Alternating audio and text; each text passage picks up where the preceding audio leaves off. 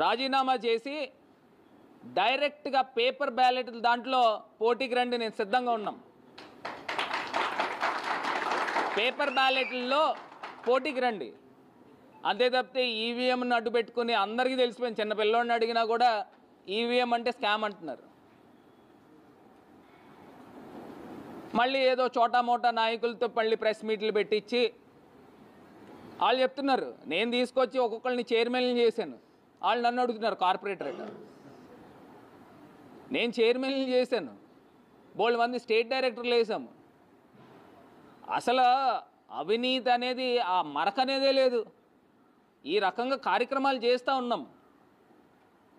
పొద్దున్న లెగిస్తే development development development అనే ఒక ఎజెండాతో ముందుకు వెళ్తున్నాం. గతంలో ఆ రకమైన కార్యక్రమాలు చేసాం. ఇప్పుడు అవన్నీ పక్కన